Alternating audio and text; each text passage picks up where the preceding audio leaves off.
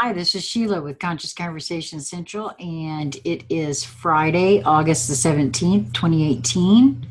And I'm back with my gal pals, my posse, Lisa Flamino Rush and BZ Rieger. Oh, yeah, I just called you guys my gal pals last time. I didn't even introduce you. Well, most everybody that watches us knows who you guys are. I wonder who we are. I'm just a girl and her dog. Just a girl and her dog. And All right, so Your cat. Aww. There's Keith.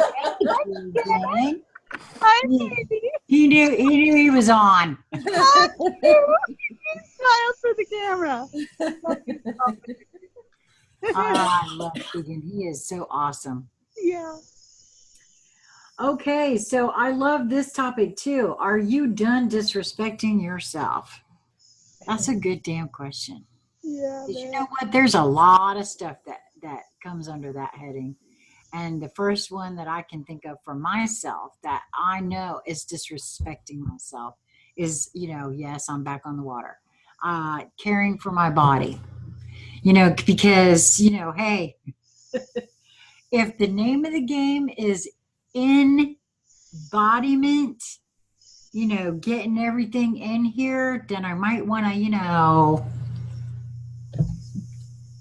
make sure I'm taking care of it. So this is an issue that I'm having an issue with myself on. And because it is, to me, I'm disrespecting myself by not caring for myself. And there's really no excuse for it either. So I have no, I got nothing on this one. Now I have picked my water intake back up, which I'm really glad about. My body's thanking me. So that's one way, but there's lots of ways. I know that we. a lot of them. That's a big way and perhaps a more noticeable way. But there's just an everyday speech, an everyday way that you do what seem very little, tiny, insignificant, things. Those are actually some of the biggest because they can sneak under the radar. You don't notice them. They're cumulative, and it powers this juggernaut of a trajectory of disrespecting yourself. And since you're in that mode, since you're in that energy frequency, since you're in that whole groove of that, then it's really easy to disrespect everybody else around you. Well, yeah, because if you're not respecting yourself, I mean, it starts there, doesn't it? I mean, you cannot give what you do not have. That's right. Well, and all of a sudden now, I don't know, it's something just jumped out really big for me too, and that is that I would be willing to bet that a lot of us that are disrespecting ourselves in one way or another don't realize. Well, A, don't realize it, but B, also are seeing themselves be disrespected outside of themselves in some way, shape, or form, and they're not making the connection in some way that's a mirror on one level. Well, on a huge level, in fact, on all levels, there is no out there until you put it out there. So if you're disrespecting yourself and you're a kick-ass creative being, which you are, right? Then you're setting this up. This is what I choose to create, disrespecting myself. And since I'm really good at it now I can see it out there, right? And since we're in this whole flow and frequency of all the expanding energies and integration, and because our soul is not abandoning us and hasn't gone anywhere and is not disconnected and is right there and is trying to say, okay, well, You seem to be doing that and creating that, but you're complaining about that. So now here it is outside of you, someone who's disrespecting you, so you can get all head up about it and pay attention to it and focus on it and go, oh, okay. And that's why these things, go back to the floods, fires, and breakdowns. Oh my. Yeah, no, exactly right.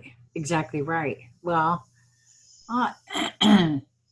yeah, so there's a whole lot of different ways that we have of doing that. There's when you were saying earlier about the sneaking in, the because it's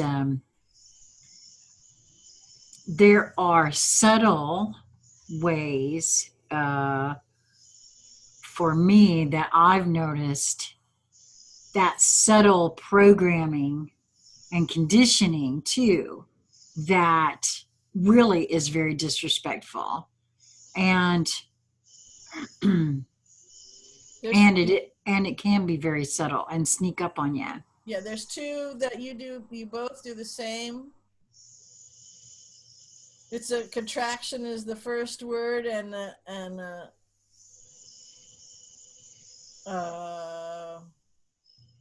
5-letter on the second word. Oh, now she's killing me. I'm sorry. Oh, that one. Yes. No, I do that. You're right. But that's a very good example of disrespecting yourself. Yes, and it is a program thing. That's just like, oh my gosh, like I said, I've been concentrating on not saying bless you. For crap's sake, right out of my mouth today, before I even thought about it, I blurted it right out. I was like, oh my God. And I've been trying really hard. So it's not, I mean, I've really been concentrating on it. But it's still like, it's so in there, and it's automatic, and it's that kind of programming and conditioning that I really want to root out within myself. What's interesting that just came to me about when you were saying that, it's programming. So, but think of kind of some of the admonishments, mostly unsaid, mostly tacit, right? Along that is that you're being disrespectful if you don't say God bless you. Right? So you're doing all these kind of things that you're not good and of good cloth and all these kinds of things, right? Because it's all around this idol.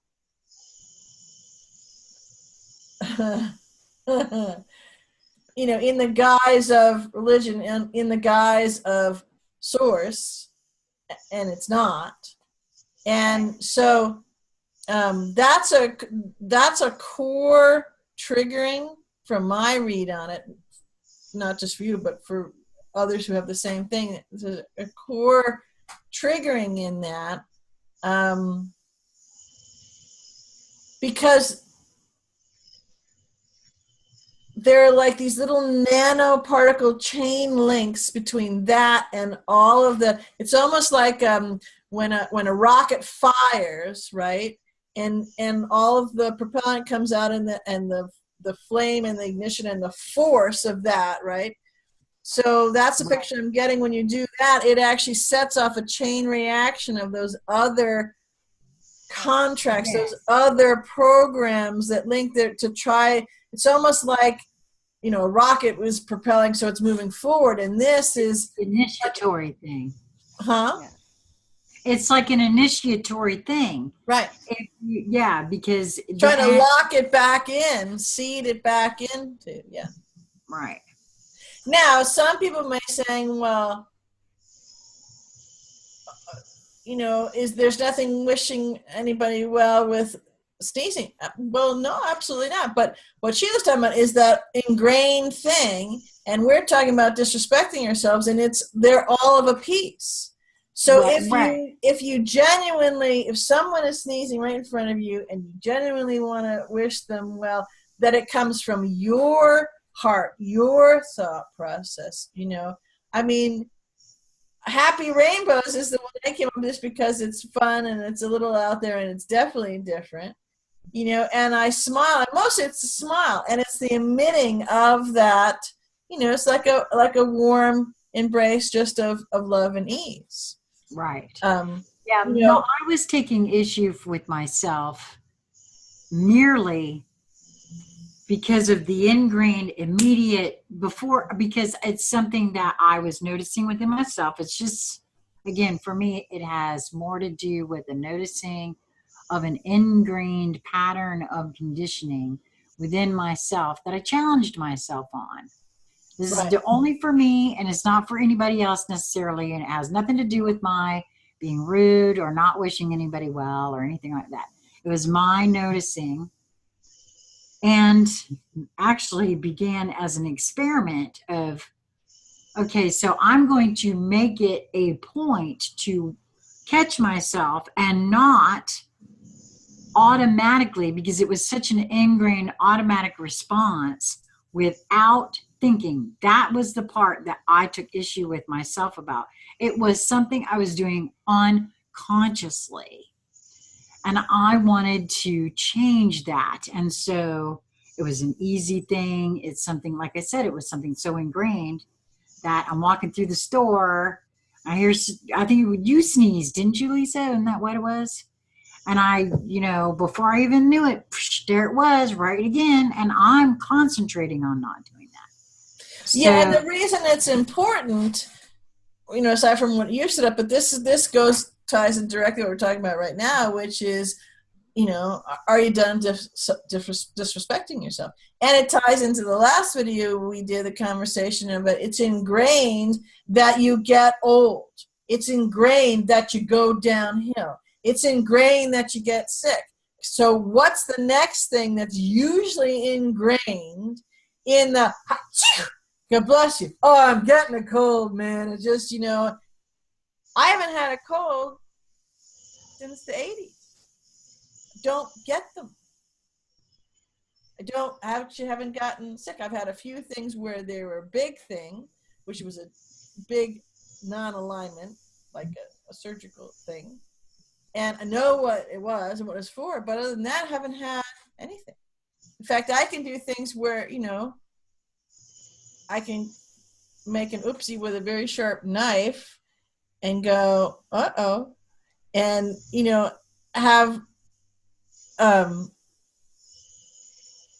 part of the thumb where it's, you know, mostly often take it to one of the EMTs here, and he went, you need to. I said, no, I'm not going. Just, you can fix it. And I realized why that went all through, but the healing is amazing. By the time I went, this happened on a Friday. I really didn't want to go for the weekend, and I had to do things here anyways. And so I went in on Monday to the, I don't know, what do you call them? But they used to be emergency rooms, but now it's an urgent care. I don't go, so I go rarely, if ever. I don't even know what they're called. I have no idea where one is. And the reason that that whole thing transpired was for me to put my energy in that place.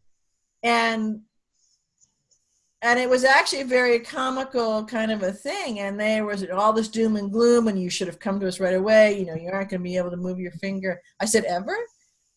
You know, just joking. Well, maybe not ever, but, you know, or you know, work right. And it's like, I said, oh, well, that'd be a drag.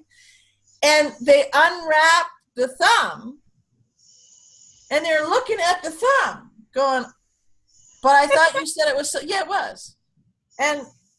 But, you know, and it's back.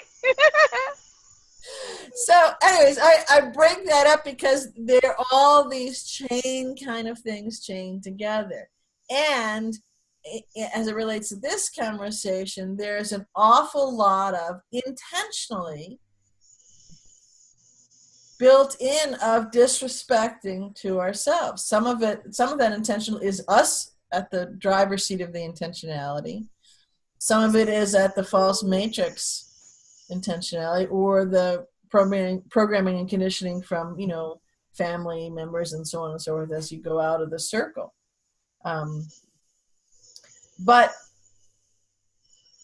playing with it, as Sheila was talking about, she wanted to play with that, you know, have the playful conscious interruptus, you know, of that ingrained stuff, because it's a fun game to play, because then you can really see, wow, all of these different things, you know. So and this wasn't the case with Sheila, but if she had been on the thing, well, I'm not programmed and conditioned, just with a few simple things, yeah, wow, I really actually, and I'm really well trained, you know. So these are all things that let us reflect back for ourselves, so we can be present, so that we can notice. And, you know, in this conversation that we're having, we're looking at the kind of, I'd say, from the maybe a potential point of balance, if we're going to go linear, you know, backwards to more smallness, about when we deal with the am I done disrespecting myself, because we're going to play with the really big part forward in a little bit. But this is a really helpful tool, because we don't notice. I'd be willing to bet that most people on just any given day, if you actually set out to play with it and, you know, had a little checkbox, wrote a few notations, I did something to actually capture them, it'd be at least 20, 25 times minimum a day where there's an incidence of you disrespecting yourself. Some can be little, some can be much bigger, some can be chained together, and they have a chain reaction because, again, it's where your predominant frequency vibration is residing, and that you're holding, which is then part of your materializing things, bringing into matter, because you're giving voice to them, right? Oftentimes this comes out where you're verbalizing. You may be verbalizing kind of in your head or to yourself, you know, kind of under your breath or whatever, or to somebody else, right? That you're putting it out there. And it's all about cleaning all of that up. It's all about noticing it. It's all about being kind. It's actually, in a very most simple, basic thing, a point of consciousness. Because when we do this, we're completely, unless we like disrespecting ourselves, unless that really is our intention and our focus to have that and create that and really be amazing at it, okay, well, that's great. But if it's not your intention, you know, if you're not consciously doing it, then it's a whole lot of unconsciousness. Well, just to be clear, I know from my own, I mean, honestly, I really feel like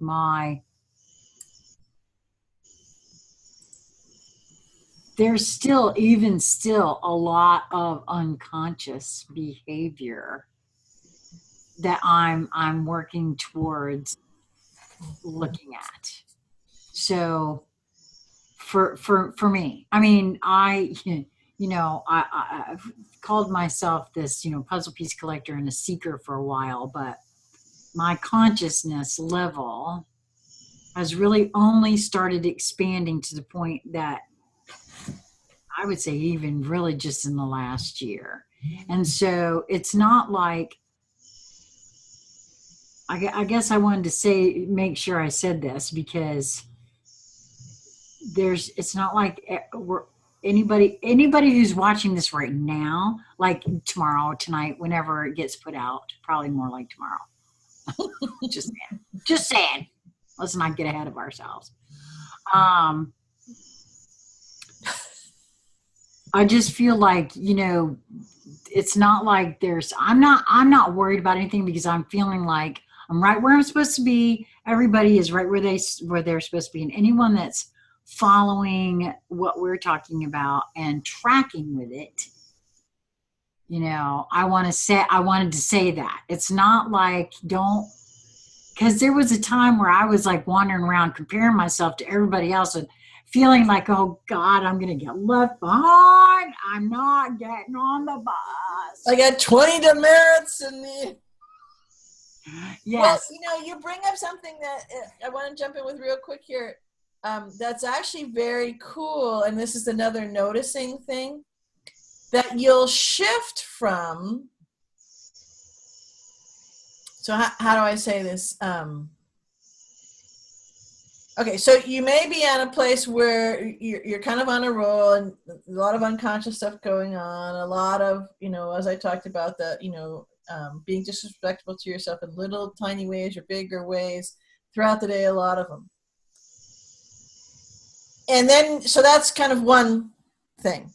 And then you start to notice it. Maybe you're already starting to notice it. Maybe this is already coming, or you added this conversation, and now you're noticing. Go, whoa, okay. So that's another level, and these can happen simultaneously. They can happen, stacked, and everybody's at different places. Maybe on one thing, they don't have any of that anymore because they've cleaned it up, but over here, so again, it's all varied because we're all unique. Because we're out on the trajectory and we're bringing back notes, and it's probably not good to have the same notes since we're all having unique things. But anyways, so hence the comparing is kind of silly because I get that now. I get that now. Like I just said, thought I'd throw that in there. Okay, so you have those different things like that, but you'll start to notice that this is the hard part to describe. So you won't. It's almost like a.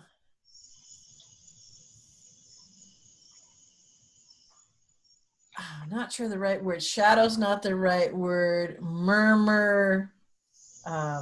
It's not an echo. Murmur, like you have a heart murmur. So a murmur might be close, but so you have this disrespectful thought, we'll just say. And you've cleaned it up, and you realize it, and you notice it, and you let it go. And then you may notice them where you're not actually thinking it. And again, this takes place as who is the I that is giving voice to something, or having this thought, or questioning. Is it my higher self? I am the whole expansiveness of me, which is a totality, or is that a programming and conditioning? Is that a tape? Is that my smart me? Okay, so what's really fun when you start to play with this is you'll notice you're not even, that's why it's just a murmur. You're not even thinking it. Okay, but you can actually see, I'm not sure how to describe this, you can actually see, feel, experience a thought form, which could be, this disrespectful phrase is around this, that will come by. And you notice it. It doesn't get said out loud. You're not even thinking it, right? It's just the murmur. It's like, and that's, like there's a change. Okay, so this is maybe from a painter's perspective. So if you have luminosity coming on a scene, and a shift in not even a full cloud, maybe the shift in just the movement of the wind on the branch of a tree changes the luminosity on the grass, we'll say. Okay, so you can kind of see the grass is green, and someone has a little slightly different hues, and the colors come. Okay, and so there's just a shift. It's not even a full cloud or the branch, right? That shifts the luminosity. Is that kind of a good setup? Okay. Yeah. Yeah. So that's our metaphor for, and it's really cool when this happens, and it will happen all the time at first, and then you won't happen because those thought forms aren't coming anymore. But it's kind of a progression, maybe you might realize it, of where that thought form will come. You're not thinking it. So the part of you that used to think those kinds of things, which would be the lower eager mind, right, hasn't even gone so as far as to think it. you, the rest of you, that is your soul and connection, is not thinking it.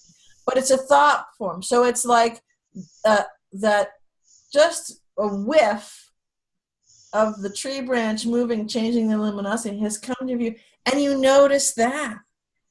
And it just, there's no attachment to it.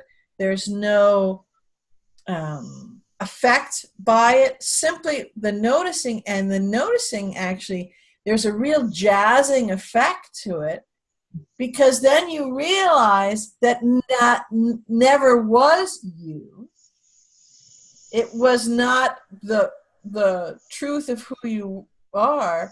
And so it doesn't affect you. You're just noticing it. Just like you notice the change in the luminosity on the grass. You know, if you're painting it, painter might say, oh, the light, you know, I want this certain picture so the light's right between this hour and this hour.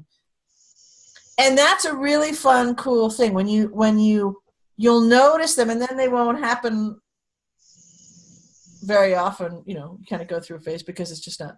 But the reason I bring that up is the first time that you'll have one of those, you'll smile and you think that's very cool, because you realize it lets you be fully conscious of the whole sphere that is you. Remember, we have talked a lot of times about you have yourself, you know, being in this conversation, yourself noticing yourself being in the conversation, and then the observer of all of that.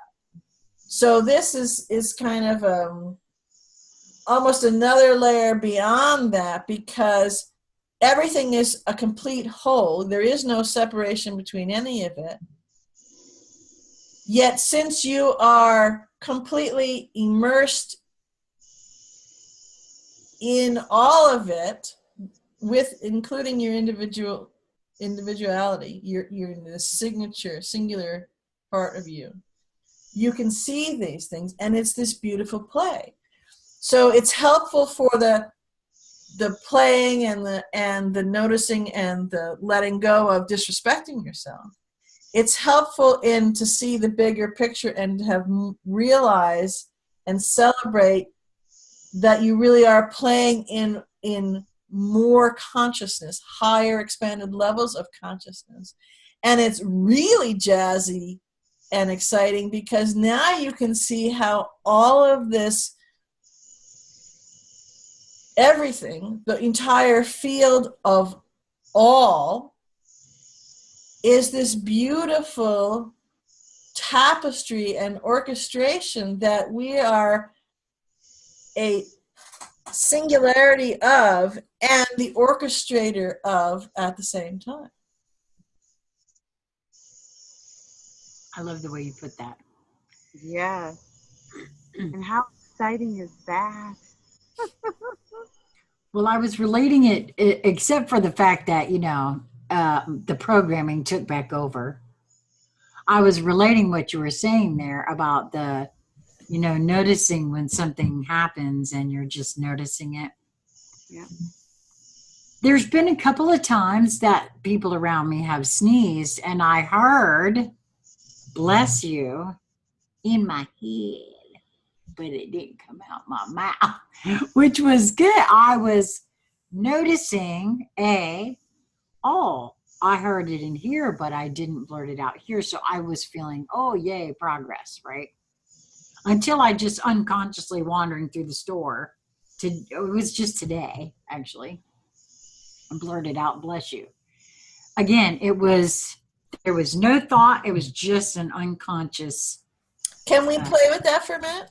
Sure. Okay. Always. So, go, not to today, go back to the time that you gave us two setups, right? So two right. visual. So go back to the other one. Okay. And who was steering the ship in that one? Well, I always like to think that it's me. Yeah, and be more specific. Me. Which me? Now, I got to be honest with you, ladies and germs, I have issues with the which me part. When you were talking about that before, just now, when you're saying. There's the you that's participating in this conversation. There's the you that's, uh, hearing the conversation or whatever, and then there's the you that's watching all of it. And I don't know if it's what my focus and attention is, but I'm usually only aware of the one that's participating in the conversation. I mean, that's unless I concentrate on moving myself or stepping myself back, I'm generally, maybe it's just that it's on a different level where I can't feel it that way or something. I don't know. Yeah, well, So that particular thing that is a kind of a energetic perspective. So you can hold. It's a multi-locational consciousness thing. Right. The way to describe that. What I was asking you about was the within yourself. Right. So being actively participating in the conversation. Whose voice was it that was lit? Who would be, even though you didn't say anything, who would be the owner of the voice who didn't say anything?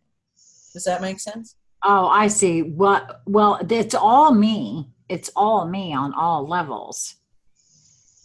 You're asking what portion of me actually said it in my head? No, well, I got that. What I'm saying is that right there, yes, it's all us. That's absolutely a perspective, and it's an absolutely clear perspective. But when we start to break these things down, like I asked you when you first started calling smarmy, you were talking, I said to you, I gave you two choices about whose voice was that. And I said one, and I don't remember what it was, or I said, or is it smarmy, who's kind of dancing on the floor, and I don't remember exactly the way it set up, and you said, and you felt into it, and you said smarmy. Right.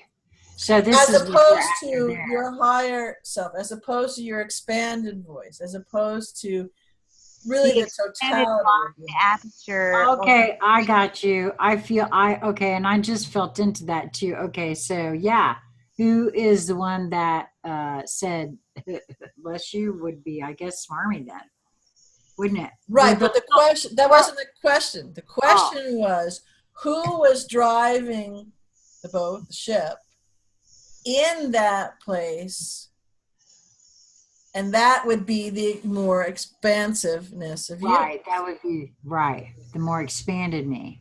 Right. So one of the reasons I want to bring for attention for you, and as a programming note as well, because you gave a beautiful illustration of, well, disrespecting yourself. Well, I am just to please. And listen, I'm pretty good at it myself yet and still. So and you were saying, with you. But doggone it, today I just completely forgot, right? Okay. So, and what I'm doing is playing with it a little further to say, okay, so you gave two examples. Over the one that was not today, it flowed the way it did because the more expansive vibration of you was running the show. Okay. Right. Okay. So and I said, and in getting frustrated with yourself, in just thinking, oh, well, I've done it wrong, I failed, I can't get it right, blah, blah, blah, right? You're disrespecting yourself. Instead of just taking a nanosecond longer to look at it and go, okay, I can see, or I can feel, however, that you play with it, that in that moment, I was just on you might describe it as autopilot or unconscious, which is kind of exactly the same thing, kind of a moment. And so if it was me, I would play with, okay, well, what was it that was pulling me in that direction that I was, ensconced in or focused on or thinking about, that was pulling me away from a more wide, expansive aperture. Because that's the way that I can play with something I can get body awareness, body memory in that, so that I can notice it the next time. Because for me, after I was really good at the disrespecting myself of I failed and yada yada, like you, Ray, gave us the example of, Right. that, you know, I got to come up with a better way to do this, because this is just, I'm always pounding on myself, and this is just silly, right? You know, so I'm the one who's screwing up. I'm the one who's beating me up. I'm the one. I'm playing all these roles, and, you know, getting freaking tired of it. So what I then realized, okay, and I would do the same thing when I would do exactly the same way for the other example. Okay, wow. I noticed that. I noticed that I was in the more expansive state there. So what was I playing with? What was I engrossed in? What was I, you know, where was my point of focus? What was I feeling? So there's somewhere, and it's different for everybody, but somewhere in there was a relational touchstone, a relational place that I could hear, see, think, feel, whatever, you know, whatever it's going to work for different people. So that if I wanted to repeat that or acknowledge it or notice it, so I could go, yeah, that's when I feel that, that's a signal that I'm in an expansive state, or I'm going into that expansive, so I can do more, I can replicate that. And if you can take some time, and people are saying, oh, I got to work again. Hang on, I'm getting to that, because I have to do both. So when you have a little bit more space, you can do that. You can kind of figure out, notice again. So if it's the expansive state, or in this example that I'm highlighting here, the disrespectful, right? So that I can feel that, is there a body awareness? Is there some kind of signal? And then I just make like a short notation for it of me. I might do it mentally. I might do it tapping myself in some way. There's lots of ways that I did it. And maybe sometimes we can go into that. But there's lots of ways that you can do that. So that when you're busy, when you're working, when you're ever, and all you're doing is you're giving 100% attention to your job, whatever that is, right? But you have created a signal for yourself. You're an amazing being who's incredibly intelligent, and if you don't think so, well, you just have to get over that, but it's the case. And so you can give yourself little tells, little touchstones, little ways that even in the middle of something, it will signal you. You could say it's the bat signal, or, you know, whatever, you know, fun thing you want to play with. And you'll notice it, and you will file it away in that moment to kind of go through your appreciations. We've talked about this before. I do appreciations at the end of the day instead of a to-do list. You know, it's the appreciation of how I went through things list kind of a thing. And this will help you notice that and help you align with the ones that you want to have more of, reach more of, reward, celebrate, acknowledge, yay about. And the other ones to notice, simply notice, okay, I was that. Okay, I see this. Okay, I see the precipitation of how that all connected. Okay, I can see how I traveled that. I choose not to travel that, so I can, you know, tap dance a little to the side. Perhaps it would be helpful not to have the disrespecting self, you know, in there with a label and a mallet or whatever you want to do. But these are actually tools that take a split second to do. All they need is some heart-aware touchstoneness. You know, it's not about thoughtfulness so much as, because that's the puts you in your mental brain thinking, to help you with that. And you'll be amazed how easily you come up with your own ways to do that, and how if you invoke that, right, have that come into play, you'll actually will give yourself examples of both kinds of things, so you can notice and play with them. It's as fun and as easy and as simple, provided you don't think it to death. Remember we had a conversation a while back, we mentioned this, where you play with looking at the clock. You just happen to get up from bed and you look at the clock and you see it's, 111 or the different things, right? And I mentioned, well, my playing is, well, I set the intention, or you set the intention, I want to wake up at a certain time, and you don't set an alarm and you just wake up. We can do all of these things, and these are just really basic, mundane, boring ass things, but they're really amazing things that we can do. We just haven't let ourselves play with them. So, and when I had said, well, what I do is I say, well, I want to wake up and be standing and looking at the clock, so I have to get from the bedroom over to here when it goes to 3:33.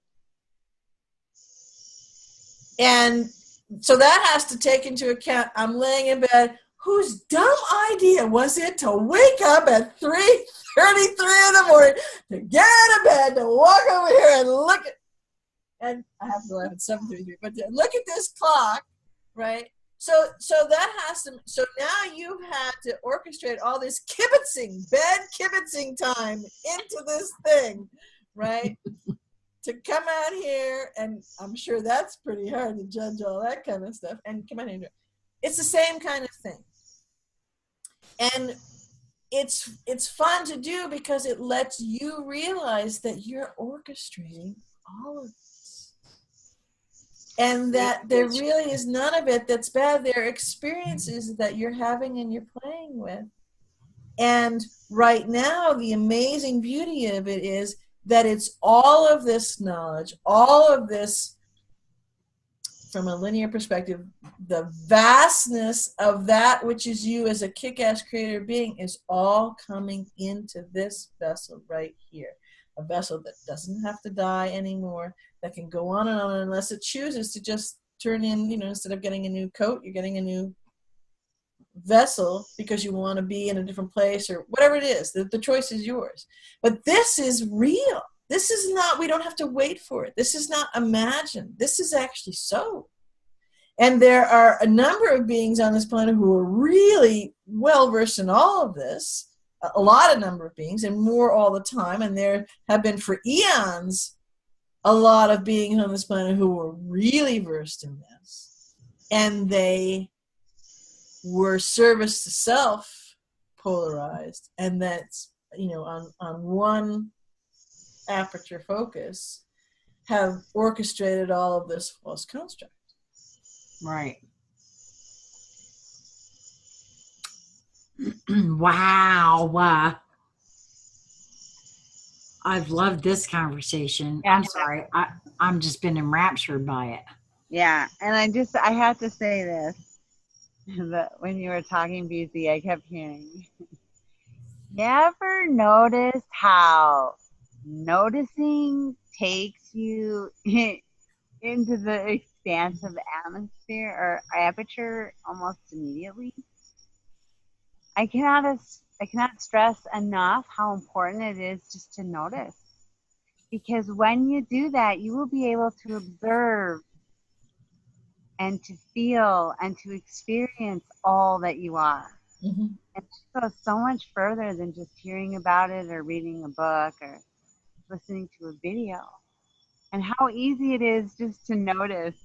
I mean, and it's your biggest tool in the toolbox. And it's free. And you can do it even when you're working. Or taking out the trash. Well, this is actually, especially when you're I'm sorry, go ahead, Lisa. at the end there. Well, I'm sorry. I was talking over you and I did not hear you. No, you're not. I was talking over you. Oh. You said especially when you're working, right? Yeah, because I learned that when I notice really who I am and really what's going on in the work environment, really exciting things were happening for me. Things that were very, very expansive. And not just for me, but for everybody in the room, the expansion was. So it's kind of exciting to take it with you absolutely everywhere. Because there isn't anywhere that can't benefit from the expanded aperture, trust me. Yeah, that is true. One thing I just did want to point out, because it lit up for me just now, that a fun thing that we did with this is we played with, obviously the noticing and all that, but we took noticing and realizing the importance of, am I done disrespecting myself? That you actually do that, and it's a thing, but that not so it can be, and I didn't mention, probably 20, 25 a day, so that you go, oh my God, 25 times a day, I have to beat myself up. It's playing with it. And actually, we've turned it around so that the noticing of the disrespecting is this beautiful thing, because it shows you all these other things, which lets you ride on the yeehaw train of expansion. Yes, and I want to throw something in about noticing that I have been noticing over the last little bit here.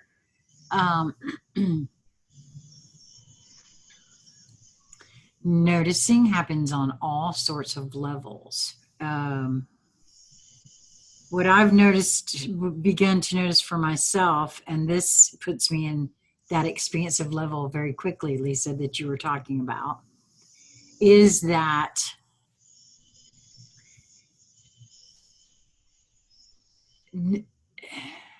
noticing is a form of communication.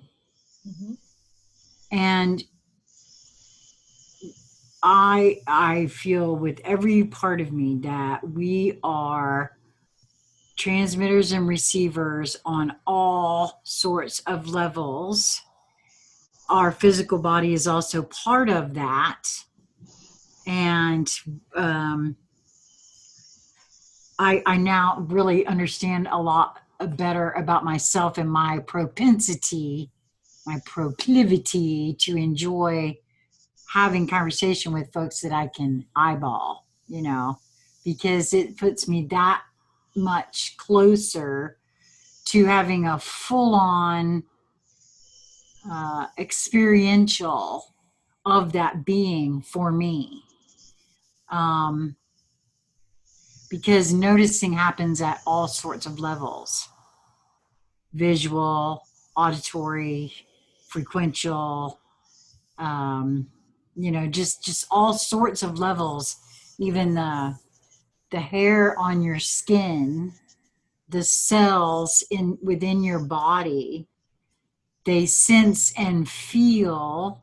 So we're receiving all sorts of data, communication on all sorts of levels in that noticing too. And so for me, just having expanded my noticing to include how much of me notices and takes all of that in, has been very helpful in that expansion. Just from that in and of itself, as I'm looking at different things, yes, but even just sitting and I don't know, taking in the scenery, whatever, it's all communication on so many different levels that all we really have to do is open up to receive it, be receptive to it. Yeah, because you're multidimensional, multilingual, and I don't just mean English, French, Italian. I'm talking about tree, grass, the whole 9 yards. So yes, and you're multi-frequential as well, because you cannot not be, since you're multidimensional. Right. Yeah. So, and I am dizzy AF right now. Wow. So, yeah, I mean, so sometimes just even, when and it's a conscious thing, consciously open myself up to be aware and take in more, sometimes I get that. It's just that quick sometimes. So, well, is there anything either one of you would like to add to this conversation? Because my goodness, this has been a really good one. I say that about all our conversations, but it doesn't matter. Yeah, just thank you for the fun. All right. All right. Well, all the usual things in all the usual places. Yeah. Yeah, ladies. And I guess till next time. Mwah. Much love.